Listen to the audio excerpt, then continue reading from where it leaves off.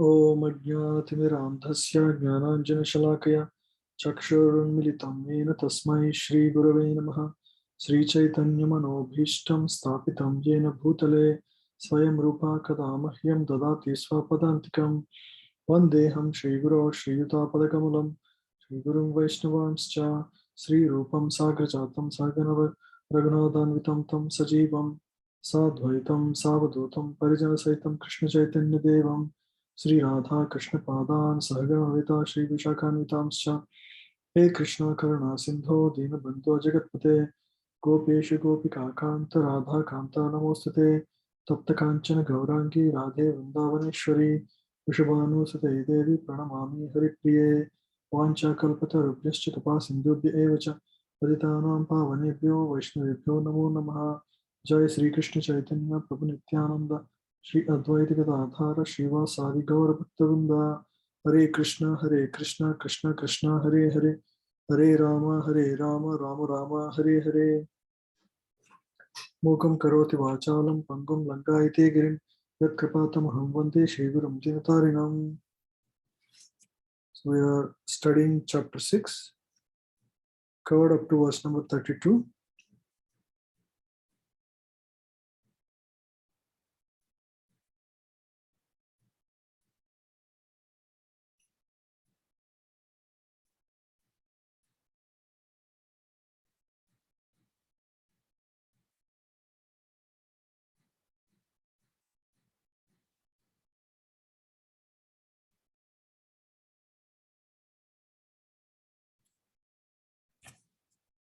So last few verses were talking about progressive stages of realization, how a yogi advances and how he sees and experiences everything around him, how he sees equality of all beings. Because he sees everybody equally, he doesn't have any enemies or friends, and so he wants to help everybody. So that is the state of consciousness. And he also realizes God as the supreme soul of everything, Krishna, and worships him and serves him in all circumstances. So like that. And this section, after giving the taste of goal, like once you become a yogi, this is the state you will be experiencing. Now Krishna talks about what are the obstacles to getting there. There are some obstacles everybody faces as they practice yoga, the process of controlling mind. So that will be discussed in this chapter, in this verses 33 onwards.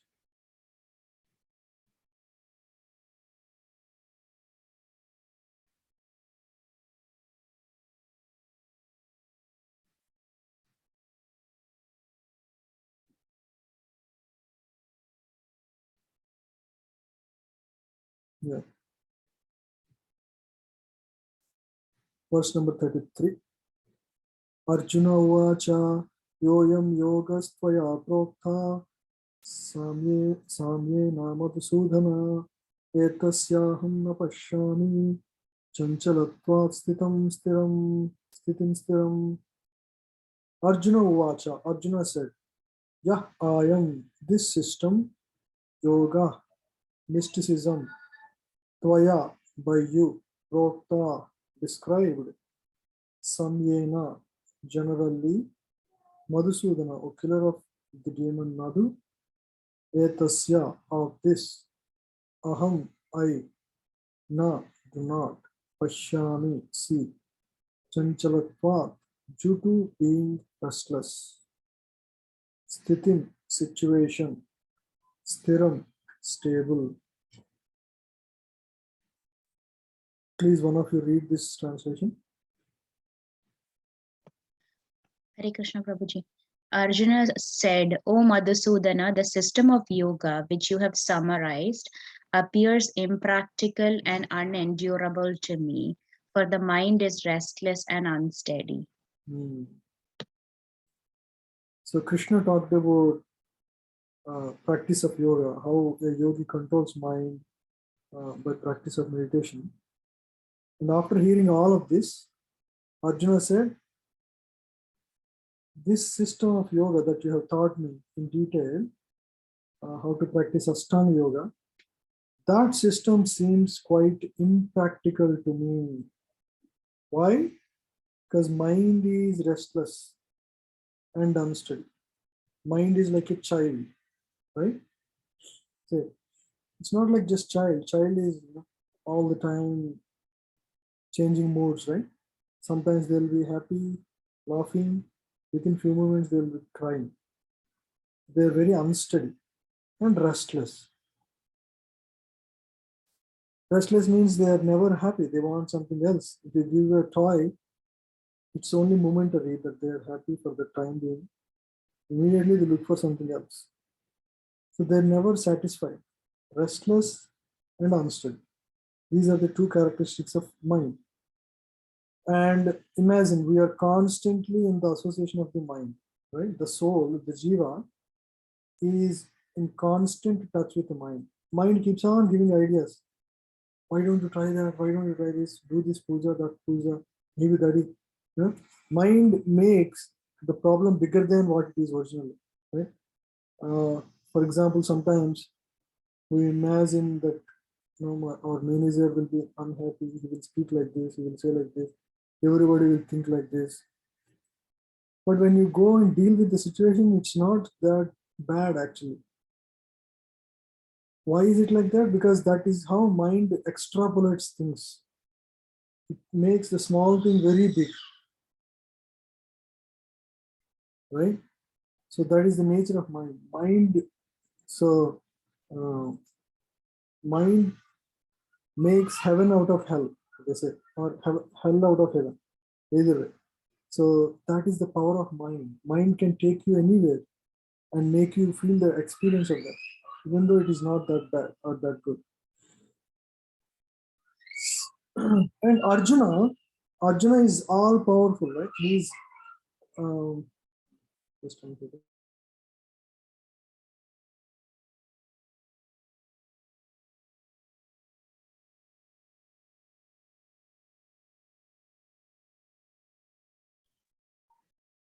Yeah. So that's the nature of the mind. Now here, Prabhupada explains, and this is actually a description of Arjuna, who is far more powerful than all of us, because isn't it? He's a Kshatriya king who is who has practiced meditation himself, to acquire some weapons. He had done a lot of things, and he has weaponry even to control the wind. He can stop the wind. That is his power of weaponry. And he himself is rejecting this Ashtanga yoga as a method of practice to achieve perfection. Because that is how restless and unsteady mind is. I'm sorry if you are hearing some noise. My daughter is crying. The system of mysticism described by Lord Krishna to Arjuna, beginning with the words Suchau Dese and ending with Yogi Paramaha, is here being rejected by Arjuna out of a feeling of inability. It is not possible for an ordinary man to leave home and go to a secluded place in the mountains or jungles to practice yoga in this age of Kali. The present age is characterized by a bitter struggle for a life of short duration. People are not serious about self-realization, even by simple practical means, and what to speak of this difficult yoga system. Right? People are very lazy towards spiritual life in this age. And why would, if you ask mass of people to go to Himalayas and practice yoga, do you think they can do it? Impossible, right?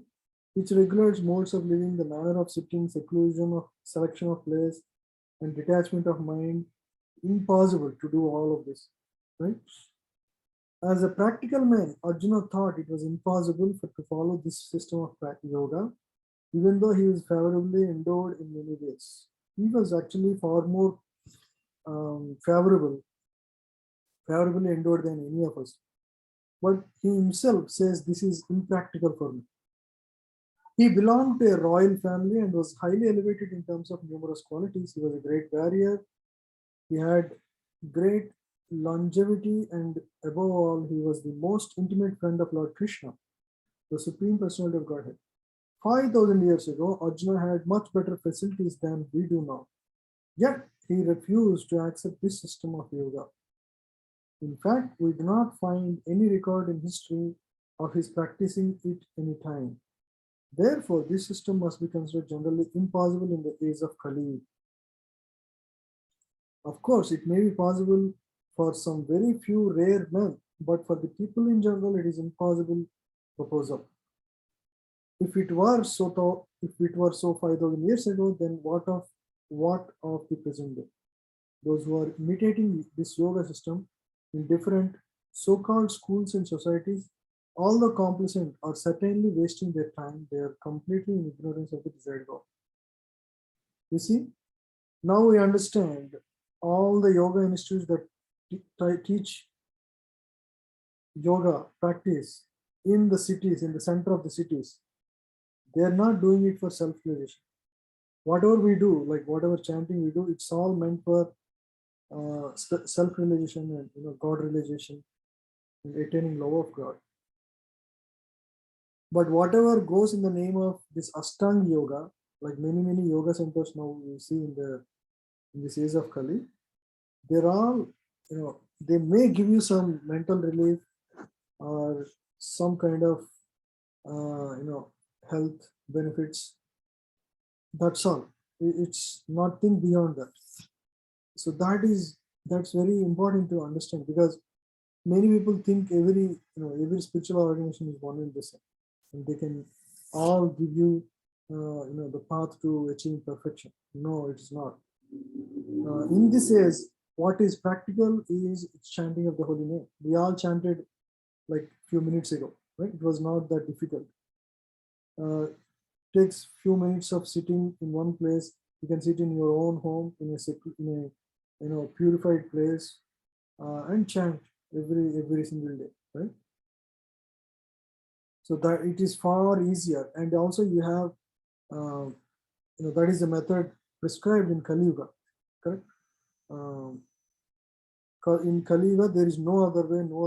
Kalo nasteo gadirangita.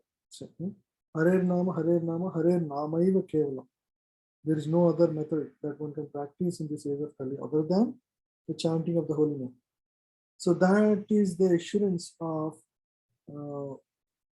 that is the benefit of this process, and that is what is given for us, prescribed for us in Kali Yuga. Even 5,000 years ago, Arjuna himself rejected this path of Ashtanga Yoga. Chanchalam hi manah Krishna pramati bhavadridam balavadridam tasyaham nigraham manye vayoriva sudushkaram. Chanchalam, flickering, he certainly, manah, mind, O Krishna, pramati, agitating, balavat, strong, dridam, obstinate, tasya, its, aham, I, nigraham, subduing, manye, think, vayo, of the wind, iva, like, suduskaram, difficult. Please read.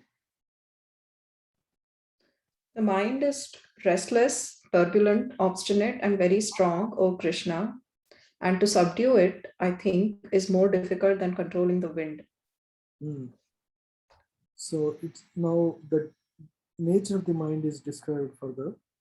It is restless, meaning it always keeps giving ideas, never stops for a moment. Turbulent, like the kind of turbulent means agitating all the time, right? Even though we think we have control of mind, suddenly we go into bad mood, and you feel sense of lack of control on things, depressed, distressed, anxiety. It goes through so many variations of states of existence. Obstinate, very powerful, very strong. Sometimes if somebody is angry, it's said that they have godlike power because it's very difficult to subdue them. We have experience. Sometimes people get angry. They are like mad. And they do things and they say things which are going to break the relations and um, permanently damage their situation. You know, sometimes people in anger they kill, and in anger sometimes they break relationship with wife or husband. So that is the nature of mind. So imagine now that is restless and obstinate and strong, and if suppose it is powerful, like a mad elephant. You know, a single mad elephant can destroy entire village. That is how mad it can get, right? Mind is not only very obstinate, turbulent, it's also very strong. So that is the nature of the mind. So it cannot be subdued with any easier, any mechanical processes. You take some medicine or things like that. No, it won't be subdued. It's very obstinate. It's a subtle element. It's not a gross element. So to control mind is more difficult than controlling it. Arjuna himself says. Arjuna is so powerful, as it is told. He had weaponry. Again, through meditation, he got that, by the way. Through weaponry, he got that. Through meditation, he got that weaponry. And he can make the wind stand still. With his arrow, he can just throw an arrow and block the wind to flow from any, from the place. That's his power. But he says, I can control wind, but I can't control my mind. Imagine how powerful is mind. So how to control mind? What is the best way? Anybody? So, Chanting. yes. With the mood of surrender to God. Right? That is the main aspect. Understand that I cannot control mind, but with the help of God, anything is possible. Because for God, anything is easy. Correct? I cannot control everything, but I have the friend who can control everything. Right? So that is so we have. That's why self-confidence is not the right term to use, because many times in life you face situations where it breaks your confidence. Instead, have confidence in God. Of course, you should try your best, but understand that God is all powerful and whatever is happening in my best interest. That is the real confidence. Real confidence is not in your abilities, it is in the ability of God to control you and control everything. So that is how we turn into. That is how a devotee is always, stable and confident in what he does. It's not in his own power, but in the power of God. Right? Even Arjuna was like that. I mean, imagine the Pandavas are 5 in number, Kauravas are 100 in number, and they're already powerful. They're all powerful. Actually, all Kauravas, they're all powerful. And in the terms of army also, the Pandavas have only 7 Akshahinis, right? And Kauravas had 11 Akshahinis. Akshahini is more than crores actually. So many people, it's almost double the power of what Pandavas had. But the confidence of Pandavas is that Krishna is on their side. Of course, he's not fight. Krishna hasn't used weapon at all, but he is there as an advisor. He's there on the chariot of Arjuna, and he's there with the Pandavas, on the side of the Pandavas. That was their confidence. And with that confidence, they were able to win the war. Otherwise, in the entire war, the most toughest person is Bhishma. He's the oldest person, but he's the most. Nobody can defeat Bhishma if he's if he's in full swing, and when Bhishma was defeated, Duryodhana wants to make sure his teacher Drona gives his best, right? Drona, who is actually guru for all the Pandavas as well Kauravas, but he's on the side of Kauravas because he is serving the king. That is the idea of all these people. The Bhishma, if they are served by the king, then they have to be on the side of the king. So they are all part of the Kauravas because they are also under Dhritarashtra right now. So and Dronacharya was fighting with Pandavas and Pandava army. At the time, he's trying his best. He's also powerful. He's almost equal to Arjuna. Of course, he's guru of Arjuna, but even though he's trying hard, it is not getting, it's not getting easier. Then Duryodhana thinks that maybe Gurudev is, favorably inclined to Arjuna, and maybe he's not giving his best. To incite him, he speaks some words, even though he's his guru. To that, Dronacharya, you know what he says? What are you thinking, Duryodhana? I am giving my best, but the controller of destiny is on the other side. What you and me can do, it's already decided what's going to happen. The result is decided, but because I have eaten the kingdom's food, I'm serving you, but do not think that victory is on our side, because the controller of destiny is on the other side. Okay, so if Krishna is with you, victory is assured. That's what we read towards the last part of the Bhagavad Gita, right? Wherever there is Arjuna, wherever there is Krishna, there is always victory. And prosperity, everything. Because that wherever God is there, there is going to be Lakshmi, right? She is always a constant companion of, and wherever there is Lord, there is going to be all victories. So this is the statement of Arjuna himself. So in the Upanishads, Katha Upanishad, it is said, Atmanam Ratinam Vidhi, Shariram Ratham Evacha, Buddhim tu Sarathitim Vidhi, Mana Pragraham Evacha. So this is the description of the analogy of the chariot of senses.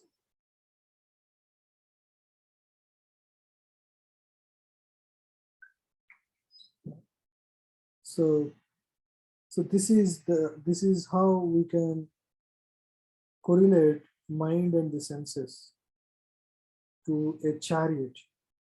So you see, here is a chariot. Our body is like a chariot, right? So in this chariot, you see there are all the senses. There is eye, nose, tongue, ear, hand, right? Eyes. So these are all the senses which are attracted to various things of this world, right? And now mind is these ropes. These ropes are the mind. Intelligence is the driver. Intelligence is the driver. Ropes are the mind. And so the chariot is driven by the senses. Okay? Our body is driven by the senses. We go after what we see, we hear, and we gain knowledge. We taste, we touch. Through all these, we actually experience this world, correct? So our senses are experiencing the world in this way. And mind is the controlling sense. Mind controls the senses. You see, the ropes are controlling the senses. So similarly, mind is the coordinating sense. All the sensory data is sent to mind. Mind processes it and makes the next step of actions, right? Next set of actions. And then intelligence is the driving force. It is the deciding factor. It tells whether to go left or right. So intelligence is the deciding factor. The soul is the passenger. The soul within us is the passenger. So the body is directed by intelligence and it is controlled by the mind. See, the actions are controlled by the mind. What we perform is controlled by our mind. So if the senses are weak, for example, this one horse, right? You see the leftmost one, which is an eye, representing eye. This horse gets attracted to a fruit on the road, okay, which is driven on the road. On the side of the road, there is a fruit. And this eye got attracted to it and it wants to somehow get it. It is restless and lusty for getting it, greedy for getting it. And so it just tries to use all its force and goes there. What happens? Mind also follows it. Ropes will follow it. Intelligence is also bewildered. It also goes, it could not control it. The entire chariot goes in the wrong direction. And the passenger gets bewildered. What's going on? He has no idea. The entire vehicle already turned around and moving in a wrong direction than he wanted, he's supposed to go. So that's exactly what happens. When the senses are very powerful and are being disturbed by the objects of this world, then the soul goes through bewilderment because the mind and intelligence are uncontrolled. They're not in control of the senses, right? The practice of yoga is meant to give us control over the senses, control over the mind. So the control should be reversed. Soul should directly, fully control intelligence to make sure it goes in the right direction. He controls intelligence, and with intelligence strongly controls the mind and do not let the senses run here and there, then the chariot would go in the right direction, right? But in most people case, in an untrained case, a person who does not practice yoga, what happens? Senses are in full control. So senses drive their life. Senses controlled by the mind. Mind just gives way for the senses. And intelligence is bewildered. Soul gets bewildered for them. So you see the idea? So the mind control begins with controlling the senses, right? So you should control what you see in your life. You should control what you smell. You should control what you eat. That is why we eat prasadam.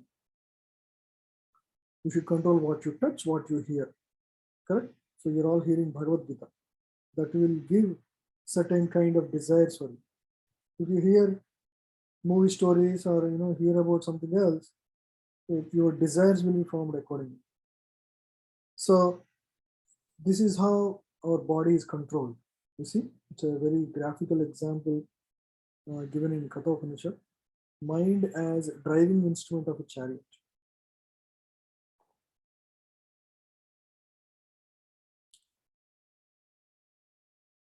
The easiest way to control the mind, as suggested by Lord Chaitanya, is chanting Hare Krishna, the great mantra for deliverance in all humanity. The method prescribed is Savai Manah Krishna Padaravindayo. One must engage one's mind fully in Krishna. Only then will there remain no other engagement to agitate the mind. So mind will never be agitated if mind is fully on Krishna. Sri Bhagavan Vacha असंशयं महाबाहो मनो दुर्निग्रहं चलम् अभ्यासेन तु कौन्तेय वैराग्येन च गृह्यते. Please read. Sagar Prabhu. Yes, Prabhu. Lord Sri Krishna said, O mighty armed son of Kunti, it is undoubtedly very difficult to curb the restless mind, but it is possible by suitable practice and by detachment.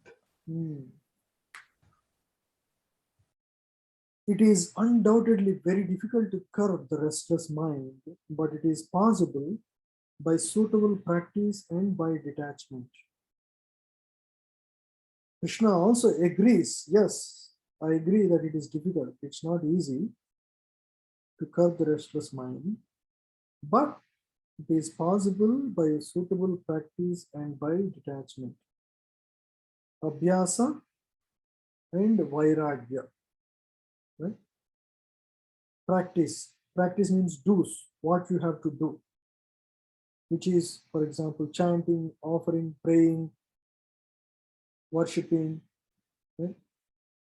Serving. So these are all practices.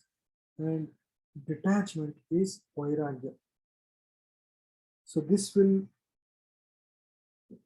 is like don'ts. Don't be attached to this. Don't be attached to that.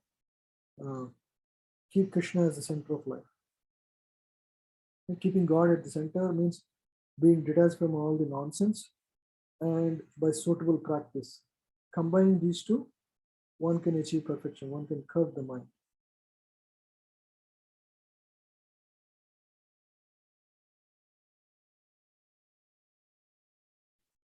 The difficulty of controlling the obstinate mind, as expressed by Arjuna, is accepted by the personality of Godhead.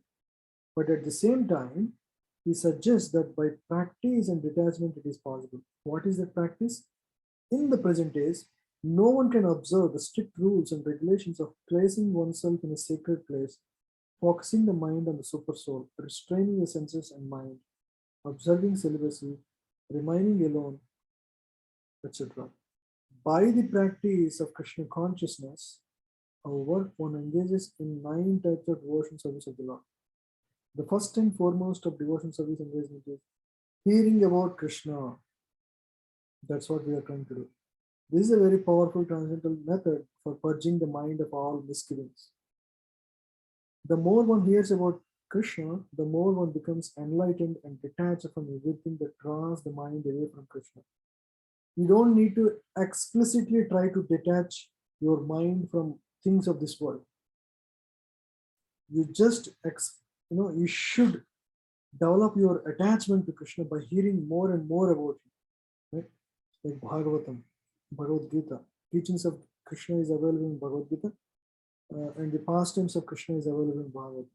So, by practicing these two, naturally your mind will be taken away from the things of this world. By detaching the mind from the activities not devoted to the Lord, one can very easily learn Vairagya.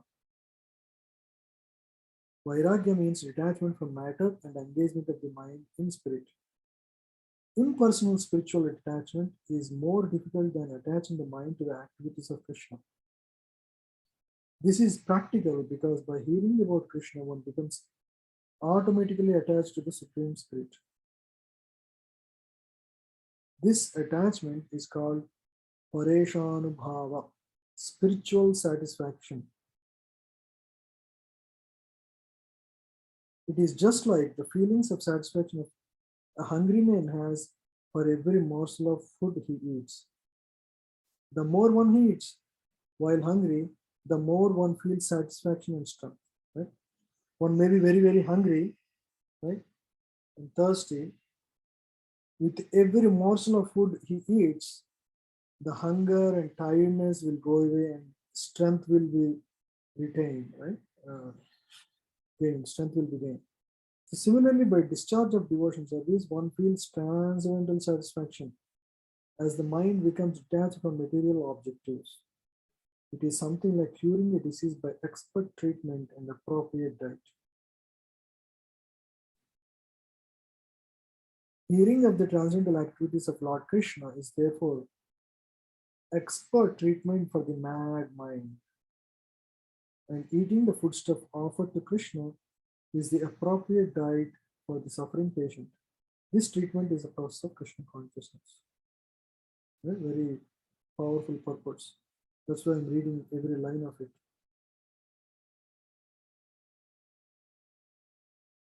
Very clear, right? Any questions so far?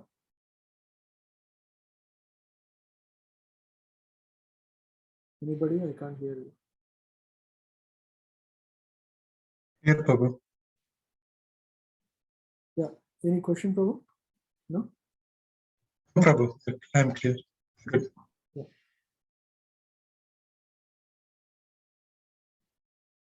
Yeah.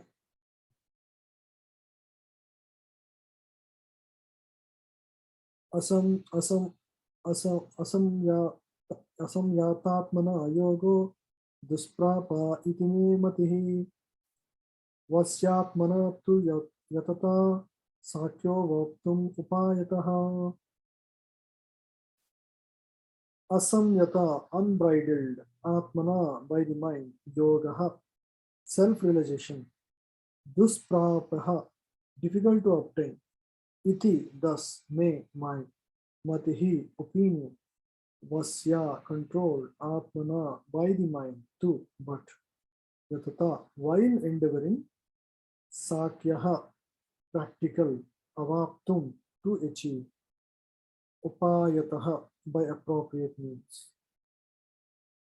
Yeah, please read.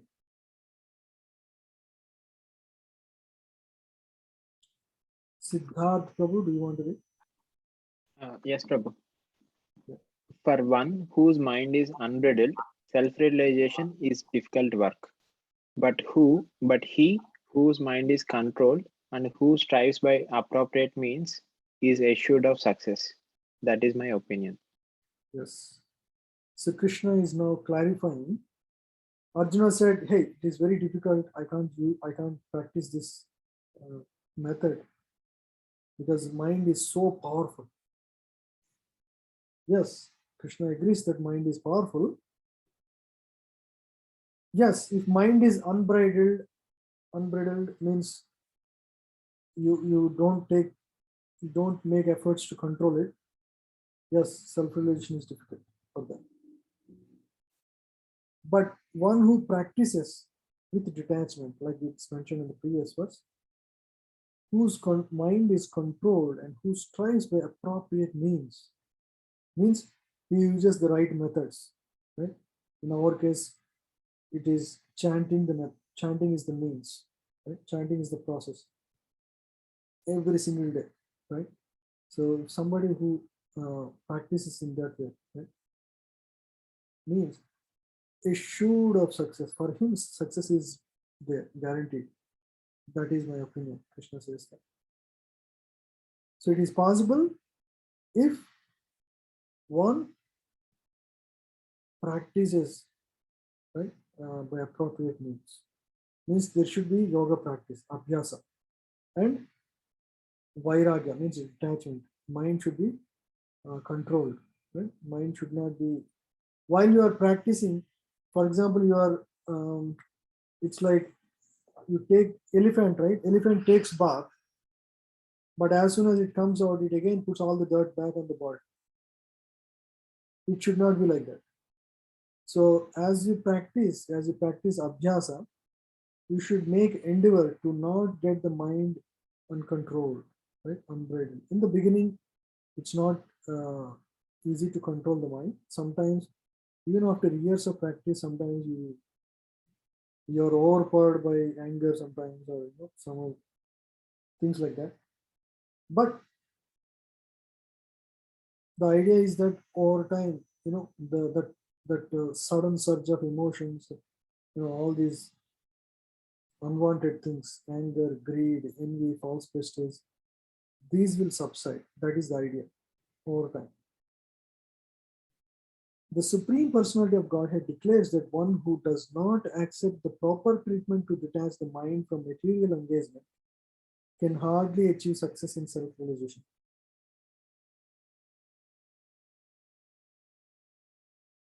trying to practice yoga while engaging the mind in material enjoyment is like trying to ignite a fire while pouring water on it, right? You're starting a fire, but you're putting water also on it.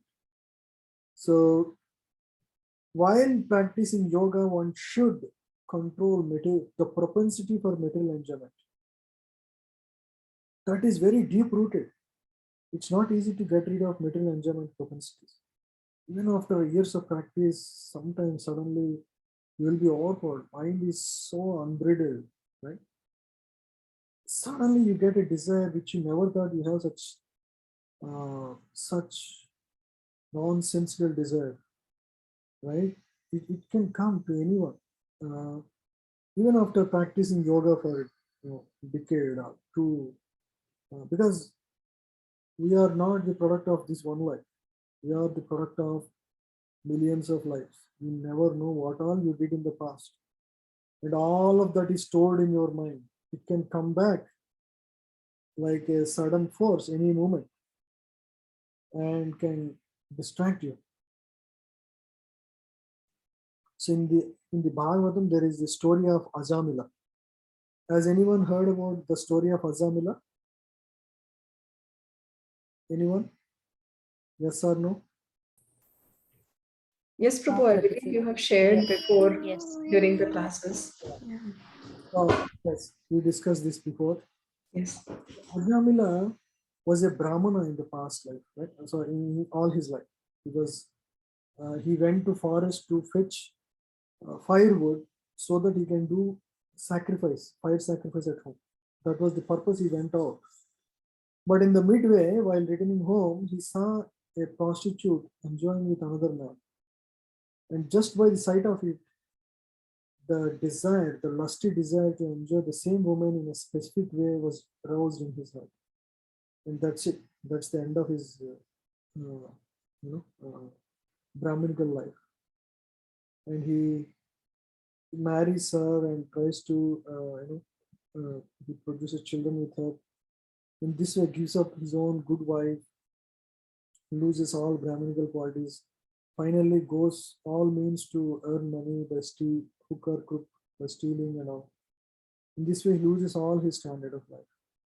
So in this way, even for us, we may be practicing chanting, we may be sincere in everything we do, but still we have to be very careful about mind because mind can give some stupid desires anytime.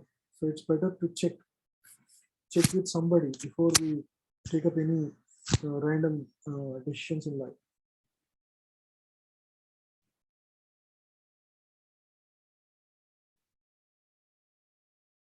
Yeah. So therefore, one must control the mind by engaging it constantly in the transcendental loving service of the Lord. Unless one is engaged in Krishna consciousness, he cannot steadily control the mind. A Krishna conscious person easily achieves the result of yoga practice without separate endeavor, but a yoga practitioner cannot achieve success without becoming Krishna conscious. Arjuna Uvacha Ayati Sraddhayopeta Sraddhayopeto Yoga Chalita Manasaha Aprapya Yoga Samsiddhim Kam Gatim Krishna Gacchati. Arjuna Uvacha, Arjuna said, Ayati, the unsuccessful transcendentalist, Sraddhaya, with faith, Upetaha, engaged, yoga from the mystic link. Chalita, deviated. Manasaha, who has such a mind, Aprapya, failing to attain, Yoga Samsiddhim, the highest perfection in mysticism, Come, which Gatim, destination, Krishna, O Krishna, Gacchati, achieves. What destination such a person achieves? Kam Gatim Krishna Gacchati. Aprapya Yoga Samsiddhim. Aprapya means one who failed to attain perfection of yoga. What will be his destination? What is his gati? What is his destination? Yeah, please read. Anyone? Arjuna said, O Krishna, what is the destination of the unsuccessful transcendentalist who, in the beginning, takes to the process of self realization with faith, but who later desists due to worldly mindedness and thus does not attain perfection in mysticism? It's a very practical question, right? Because many people start yoga, but they may not achieve perfection by the end of life. Unfortunately, they have to come back, correct? So they will have another life at least one more life. Those who have seriously taken, but because of worldly mindedness, because you never know what kind of things would distract you and deviate you in life. So because of worldly mindedness, we discussed about the Bharat Maharaj story, right? He was the great king of the entire world. He gives up the entire kingdom. He did all the Vairagya he did, right? Abhyasa, he went to practice meditation on Krishna, and he achieved very high stage of realization. He is already in Bhava Bhakti stage. He has attained Bhava, means he is already studying his yoga, and he's very much on the path to go back to God. But he got distracted by a deer in the forest. So not only it's a very, that's a very minor distraction for us, hundreds of things exist around us to distract us. So worldly mindedness can distract us. And so we have to be, what happens to a person who did all the practice, he gave up everything in life, for God's sake, and because of some distraction or whatever, he could not achieve everything. What will happen? Will he lose everything? For example, you are Amazon, you are Jeff Bezos, you are, or say Elon Musk now, right? He's the richest person. You are Elon Musk. What happens at death to Elon Musk? Will he be able to carry his earnings to the next life? Anybody? No. No. Why? Because whatever physical earnings you have, physical things that you have in life, they only stand with your physical body. Even though he had $250 billion, he cannot enjoy first thing. He cannot even enjoy 1 billion in his entire life. But he accumulated so much, right? And all the extra is just burden of beast. Everybody expects something from him, and he cannot freely move around because he's such a rich person. Everybody wants what he has. So many people are envious of him. He cannot move freely. Everybody has so many expectations.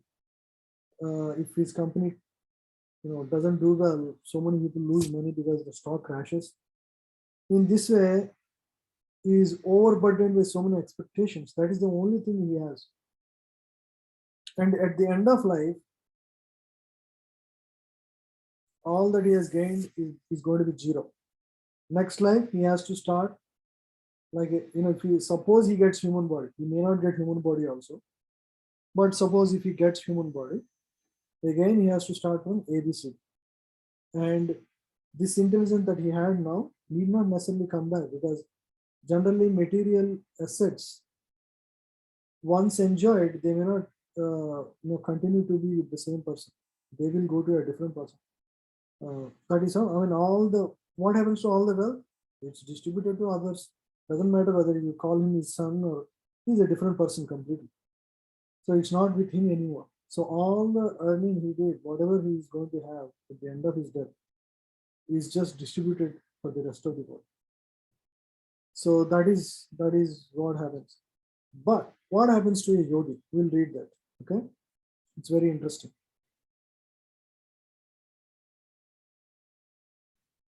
The basic principle of self-realization is that knowledge that the living entity is not this material body, but that he is different from it, and that his happiness is in eternal life, bliss, and knowledge.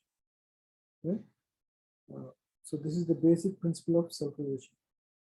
These are transcendental beyond body, beyond both body and mind. Self-realization is sought by the path of knowledge, by the practice of Eightfold System, or by Bhakti Yoga. In each of these processes, one has to realize the constitutional position of the divinity, his relationship with God. We should understand who you are and what is your relationship with God, and the activities whereby you can re-establish the lost link and achieve the highest perfection state of Krishna consciousness. Right? So this is what happens. Following any of the above mentioned three methods means Karma Yoga, Jnana Yoga, or Bhakti Yoga, one is sure to achieve the supreme goal sooner or later. This was accepted by the Lord in second chapter. Even a little endeavor on the transcendental path offers a great hope for deliverance. Out of these three methods, the path of Bhakti Yoga is especially suitable for this age because it is most direct method of God realization. It is most direct method of realization of God. Why? Because the means and end is same. The means is Bhakti and the end is also Bhakti. And you directly deal with God. Right? In most of the cases, you try to control mind through practice of breathing exercises and practice of meditation. They're all trying to do something other than directly touching the root. But Bhakti is what? Bhakti is done for the pleasure of God. So if you do it properly, it is going to please the Lord, and you will in turn achieve the purification, right, as part of the process. So it's a direct process because you directly deal with God.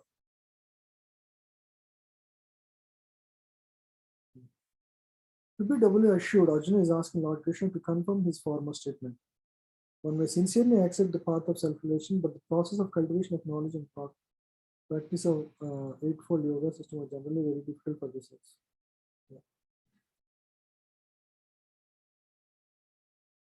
The conditioned soul is already allured by the modes of material energy, and there is every chance of being allured again and again, even while performing transcendental disciplines. This is called Yoga Chalita Manasaha, deviation from the transcendental path. Arjuna is inquisitive to know the results of deviation from the path of self-realization. If somebody is deviated, what happens to him? He wants to know. Kachin Nabhaya Vibhrastas Chinnabharam Ivanashati Apratishto Mahabaho Vimudho Brahmanapatihi Brahmanapatihi. Now please read. Anyone? O mighty armed Krishna, does not such a man who is bewildered from the path of transcendence fall away from both spiritual and material success and perish like a raven cloud with no possession in any sphere? So Arjuna is very smart, he's asking very good questions. Here he's asking, if suppose somebody tried yoga practice and he couldn't achieve perfection, right? What is the word? Kam gatim Krishna gachati aprapya yoga samsiddham. Somebody didn't achieve perfection and he, didn't practice fully well because of the worldliness, bewildered by the worldliness of mind. He's further asking, doesn't such a man who is bewildered from the path of transcendence fall away both spiritual and from both spiritual and material success and perish like a raven cloud with no position in any sphere? You see, sometimes in the sky, if you see cloud, a big cloud moves, right? Suddenly a small part of the cloud cuts itself from the bigger cloud, and it has no destination. Basically, if it moves away from the bigger cloud, it's like a lost child, it just withers away completely because it cannot sustain on its own strength when it is very small.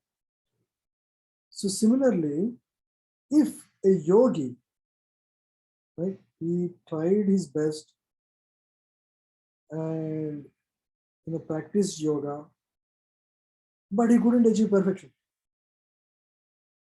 Now the problem is this guy, he gave up all the material enjoyment and tried to practice spiritual life. He couldn't succeed there.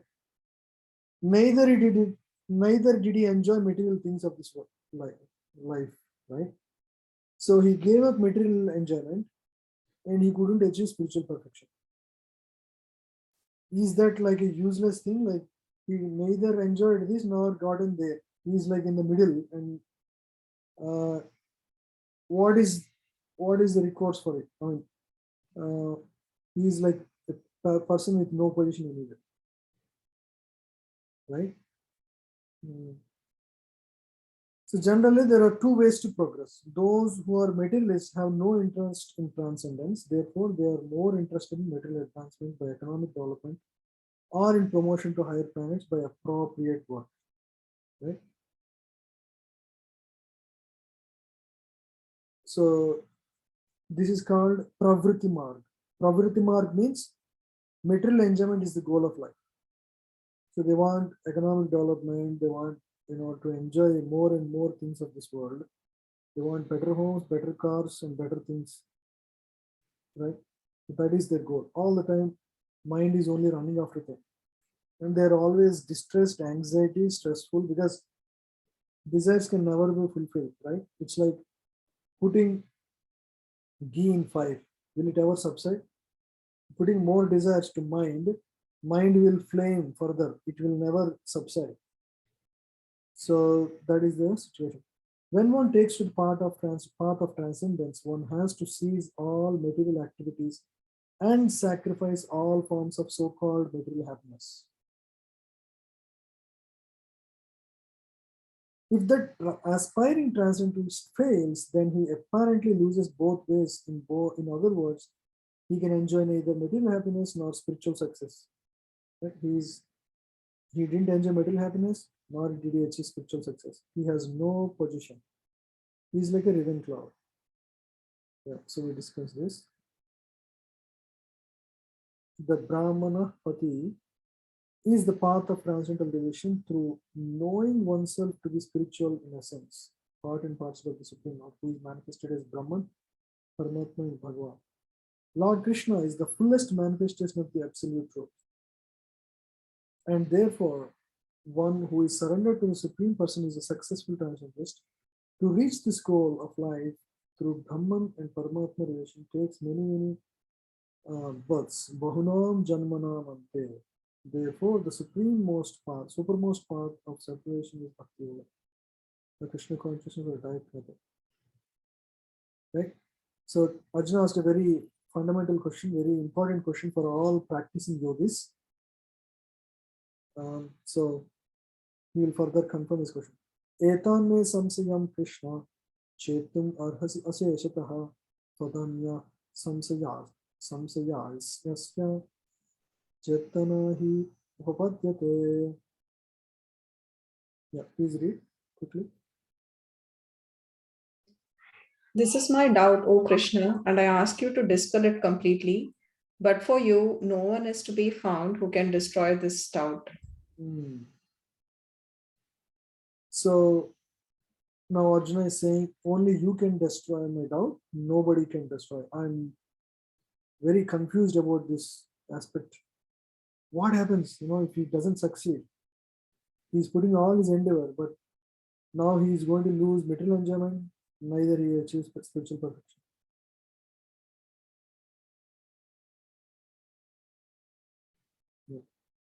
Sri Bhagavan Vacha Pardhanaive Namutra Nivasastasya Vijjate Nahi Kalyana Kaschit Durgatim Patagachate.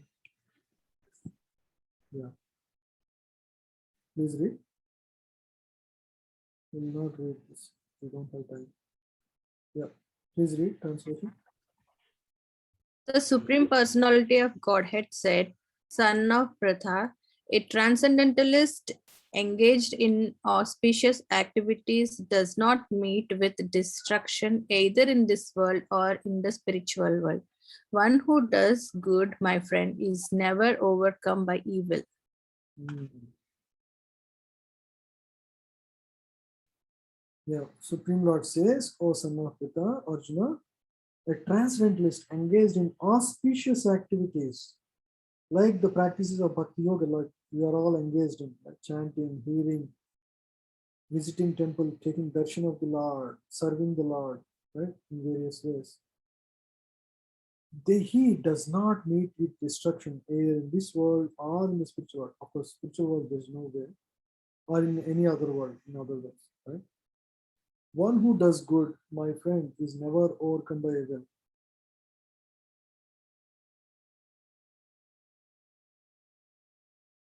So Narada Muni's instruction, this is a very famous verse from Srimad Bhagavatam. Chaktva swadharmam charanam bhujam hare bhajan apatpo pate tato yadi yatra tvavadram abuda musyakim kovarda apto bhajatam swadharmataha. If someone gives up all material prospects and takes complete shelter of the Supreme Personality of Godhead, there is no loss or degradation in any way. On the other hand, a non-devotee may fully engage in his occupational duties and yet not gain anything. This is a very important lesson here. If someone gives up all material prospects of gain in this world and takes complete shelter of Krishna, there is no loss, because at the end of life he is going to achieve much better. He is going to achieve Krishna, or position to serve Krishna in the future life. On the other hand, a non-devotee or a person who does not practice spiritual life may be fully engaged very sincerely in his duties, yet not gain anything. Right? You see? Literally what it says is, Elon Musk is gaining nothing, and you are practicing some simple chanting, and that is much better. That's what this verse is. From spiritual aspect, that is literally what really has anything anything meaningful in life, right? You may be the best person in whatever field you are. You may be the best actor. You may be the Rajnikant, but it has no value in life. At the end of life, if you don't make any spiritual life, your human life is waste. Because this human life is a great opportunity to make spiritual progress. And if you don't use it for that purpose, what is the use?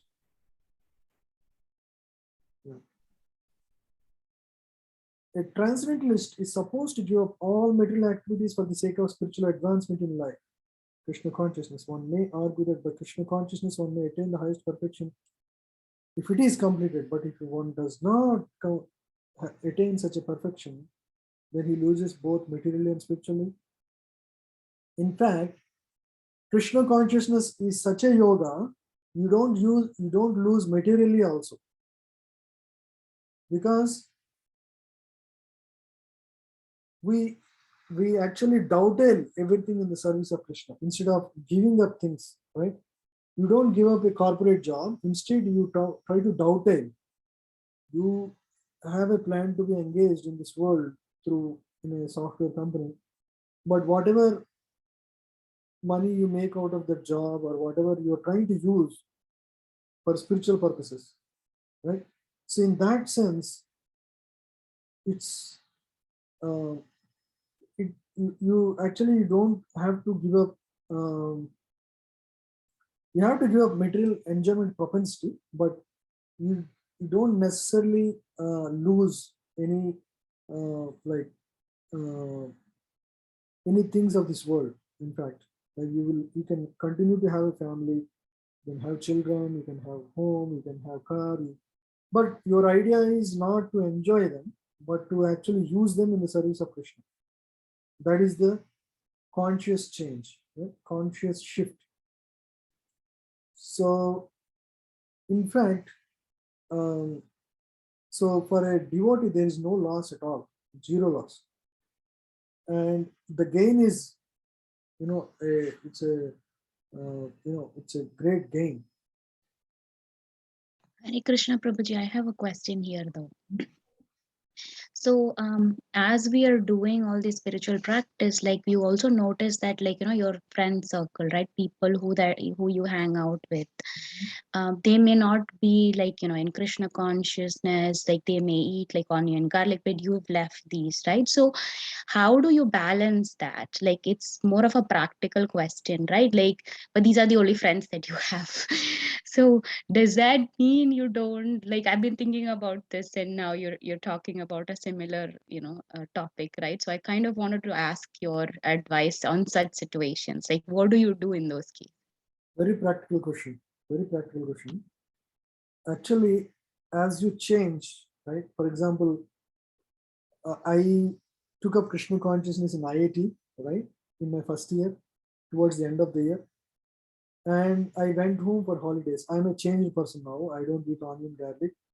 And my mother, we are pure vegetarian, but we had, my father wants onion. So we have that, right?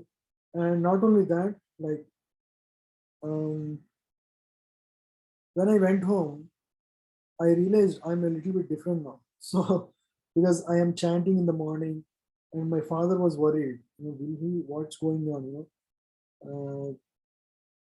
we educated him in IIT. Now he's giving up. Will he marry? This is not the right age for him. Like that, he was thinking. Not only my father, my relatives, as well as my friends, right? So everybody wonders what is going on, whether I'm doing the right thing. So that is how immediate reaction will be for any of you also. When you visit your parents, even many devotees told me that the parents were not seeing the same person, so they were surprised. Sometimes they are partly happy because you are on a good path. You are remembering God, and that's what they want ideally, actually. But at the same time, they don't want you to give up certain things. They Right. want you to continue to go to movies. They want you to go to play some cards with them, or whatever you are doing with them. They don't want you to give them up. Right, Prabhuji, and I'm the only vegetarian in my entire family, so they don't understand what even vegetarian means in Kerala. So they're like, okay, fish is vegetarian, egg is vegetarian. Like, what are you talking about? Yeah. So we have to be a little bit tolerant in those situations. We should not make them upset, because especially when you are talking to parents, they don't think that you can give them advice, right? First thing, like, they don't think you as subordinate. They'll think they are superior to you, and your elders, right? They don't take you as very seriously, like, as much as you think you you deserve, but it doesn't happen that way. So you have to be tolerant, and you should not just contradict them, like saying you're wrong, this is not the purpose of life. Of course, you read Gita, you know everything. What is the purpose of life? What is the right thing to do? You know all of that, but still, you have to be tolerant. And because the goal, what is the goal in your discussions with them? So the goal is to do good to them. Mhm. Goal is to do good to them. It means that you tolerate them. It means that you somehow see how you can connect them to Krishna, right? Maybe they like some certain bhajans, or they may try to see how they can relate to God, because you see the benefit of what you are doing. See how you can show them the same benefit that they can see. They can value it, right? Mhm. And over time, they realize, yes, you are reading the right path. You are doing the right things in life, and they appreciate. But in the beginning, they don't really appreciate. But it takes time. It may take years. For my case, it took many years for them to be comfortable with me and be like normal, like before, right? And everybody, it begins with rejection, right? They don't want to, because you're not one of them, right? First they reject you. Even my IIT classmates, they kind of disliked me in the beginning because I was staying with them. Right after my IIT, I got a job in Bangalore in Samsung, and I stayed with my friends for the first 1 month. And these are my friends who I hanged out, went to movies, and went to restaurants for a long time. And now I'm even though I distanced a little bit in the second year because of my Krishna consciousness. When I went to Bangalore, I had to stay with them because they all decided, hey, you are staying with me, right? And then I went and stayed with them. And I wake up in the morning at 5 o'clock and chant. These guys will feel a little bit, what is, he's a little different, right? And now I don't go out to restaurants and randomly eat. I want to keep the room clean. And these are things that they don't really want, and they don't, and it's a clear, and I know what I'm doing. I'm not upset with them, but I said, hey, I think this is not the right place for me at this time. And amicably, I came out of that and I stayed with a group of devotees who are all living together and working in different corporations, right, at the time.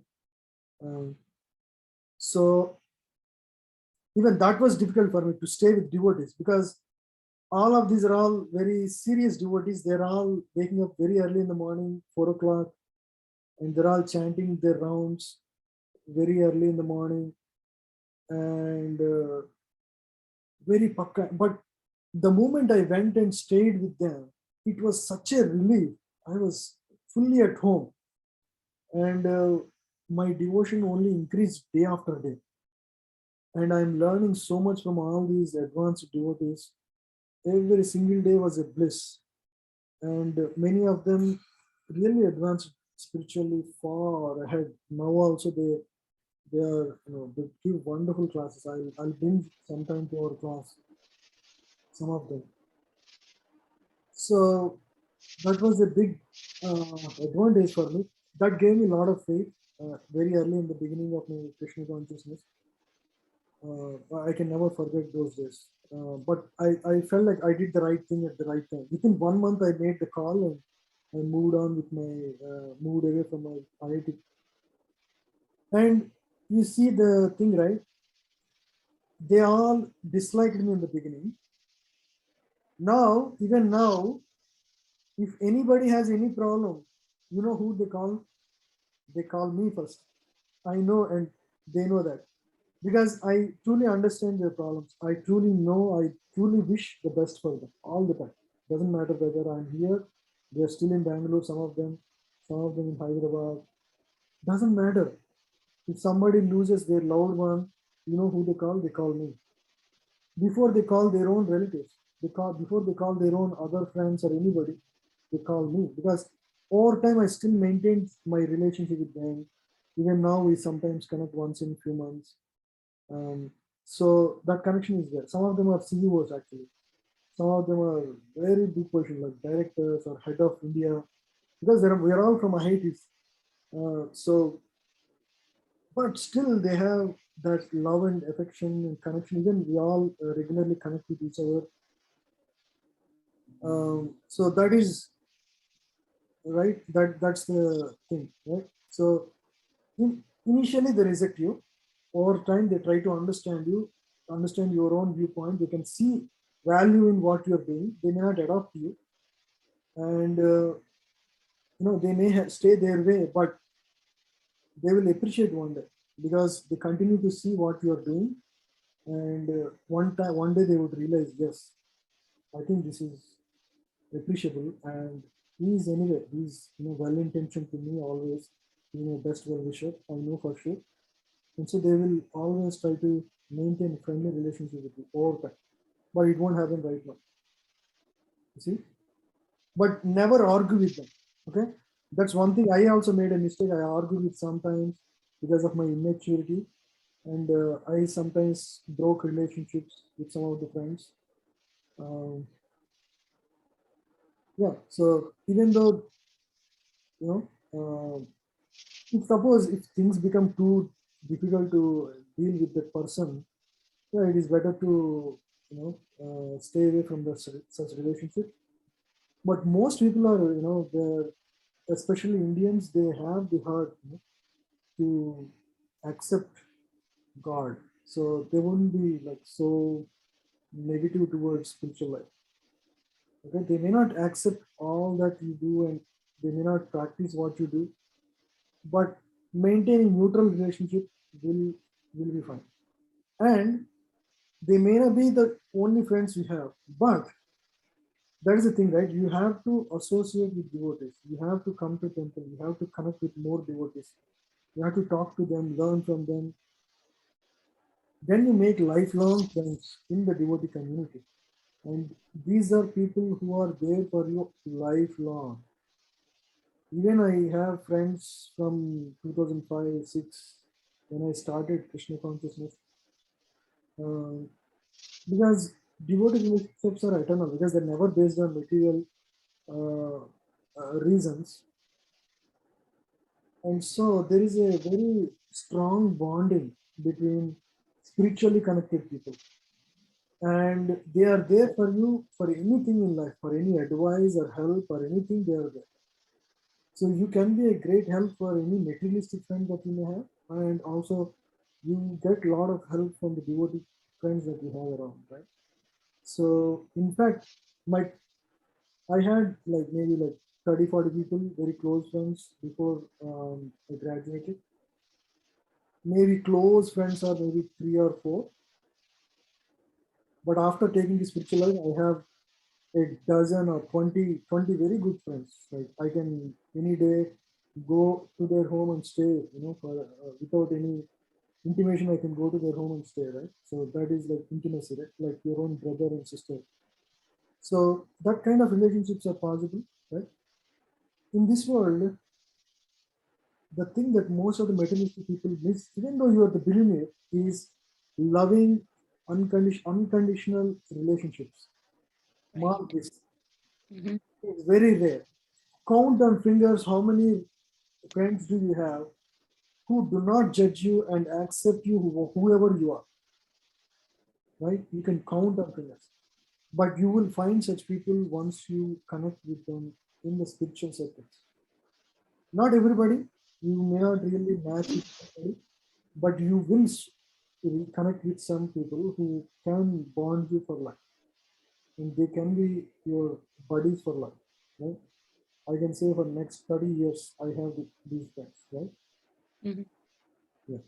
So as you know, as you actually due to pandemic we are not meeting regularly. If we all come together and sit together in a room and talk to each other, we can all bond as a family. That is the idea actually. Because on the spiritual path, you need a lot of support. It's not just hearing a class or giving a class is going to make you transform completely. It takes a lot more blood to actually make one devotee.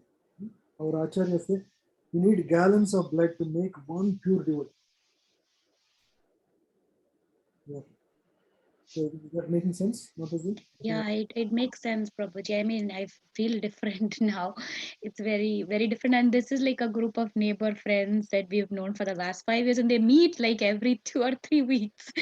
That's where, like, it's not like you can just like step away, right? Because this is like people you live with in your community, like 4 or 5 families, and we've known them for a very long time, and they just meet every other week we meet, and then they just play games and bring food and everybody eats together. And so now I'm finding it like extremely difficult because now I've stopped buying onions and garlic and cooking or any of that at home. But now I'm like, I don't know, I have to break it to these people that I don't eat onion and garlic anymore. And yeah. Yes, they will accept. Please, humbly tell them, and always be tolerant of them. They'll say, "Hey, you are missing all your life." They'll say, "That's what my one of my first encounter. I was very surprised because that person said, It's in Samsung actually. I'm very new to Krishna consciousness and everything. Said you don't eat food outside and especially onion garlic. Why do you make yourself suffer so much? He said.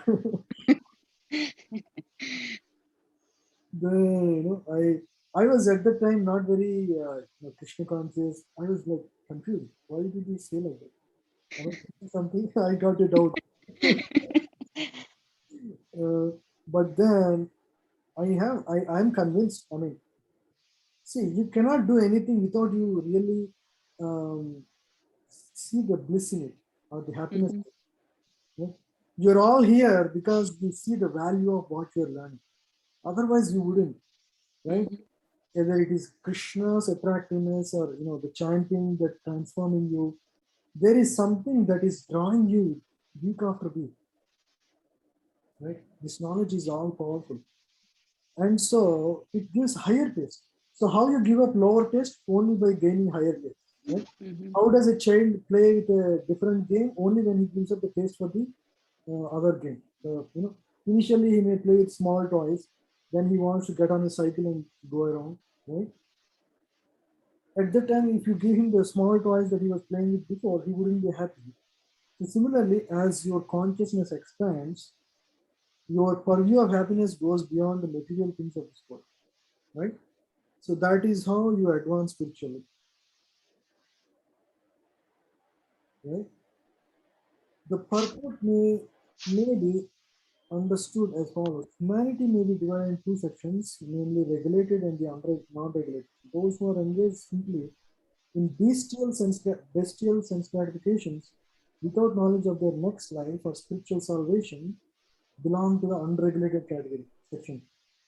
And those who follow the principles of prescribed duties in the the regulated section. The non-regulated section, both civilized and non-civilized, educated and non-educated, strong and weak, are all full of annual propensities. Their activities are never so auspicious because while enjoying the annual propensities of eating, sleeping, defending, and making, they perpetually remain in material existence, which is always miserable.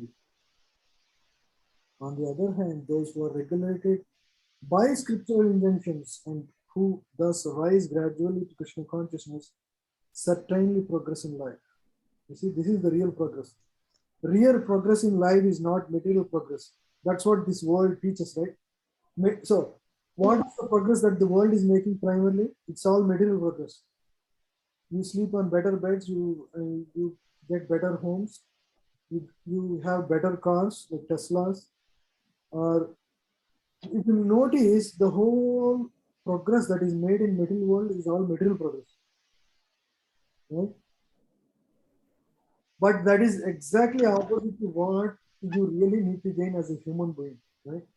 The human intelligence is not just meant to get better at material life. That's not the purpose, right? You are endowed with this special intelligence to discriminate what is Sat and Asat. You really conquer over death. That is the real purpose.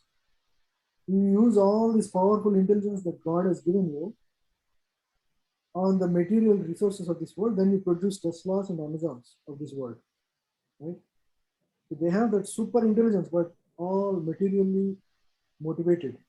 They want to gain name, fame, or they want to make more money, whatever, right? So that intelligence is now redirected towards material resources. And so their gain is also material. End of life, they lose everything, and their gain may become an animal based on the kind of life they led in this life, right? So everything is lost, zero. Not zero, actually, it's negative balance because of their actions. If they try to enjoy too much, they will have to suffer in the next life accordingly.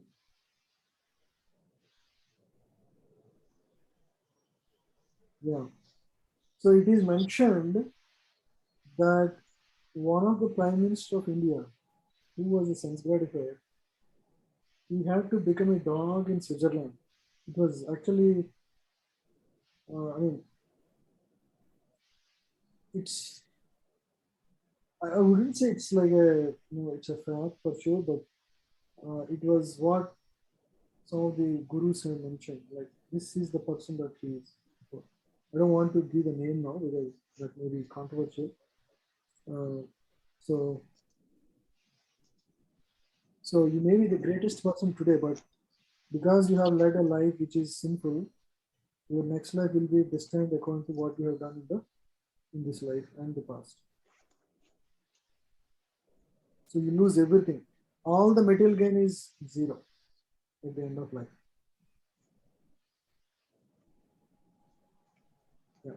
Those who are on the path of auspiciousness can be given into 3 sections. The followers of scriptural rules and regulations who are enjoying material prosperity. Who are these called? Anybody from past discussions? They want to follow the scriptures. They don't want to go against scriptures.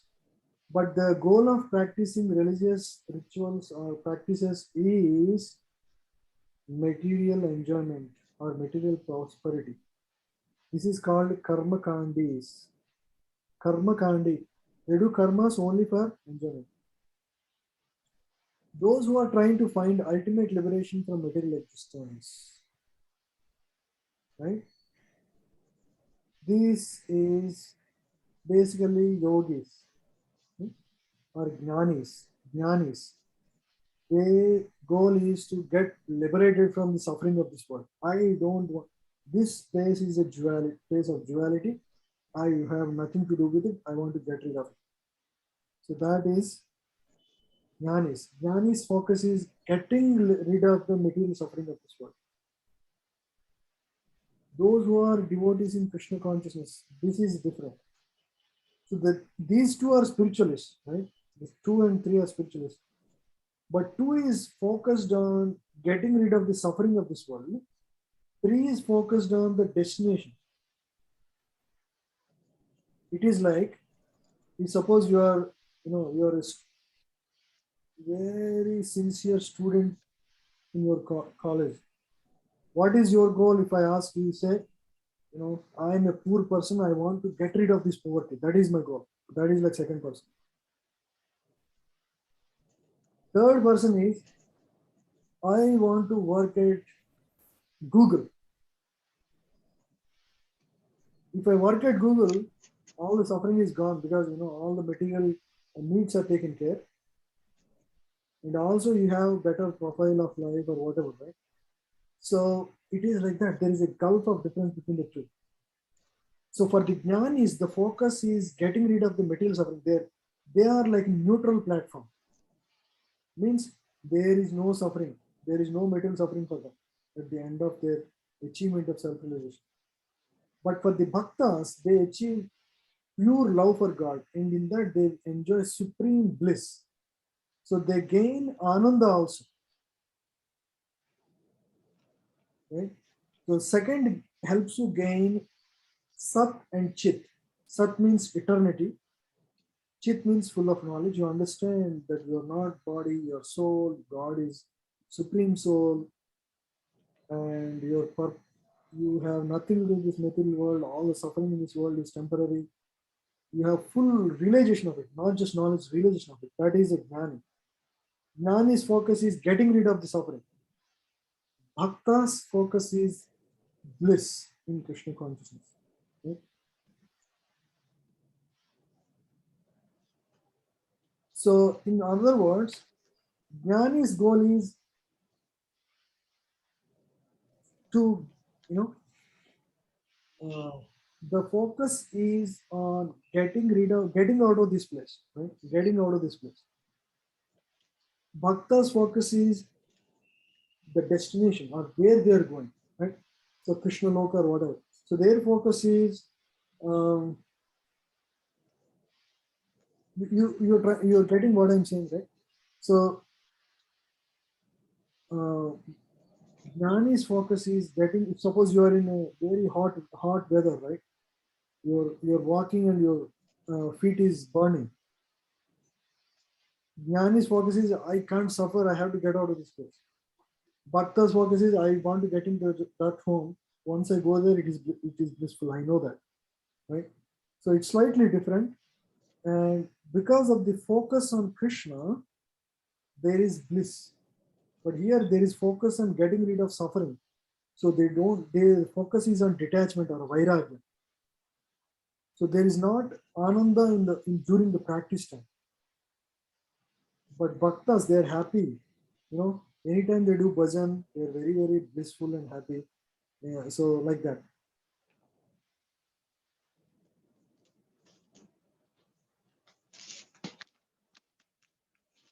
Yeah.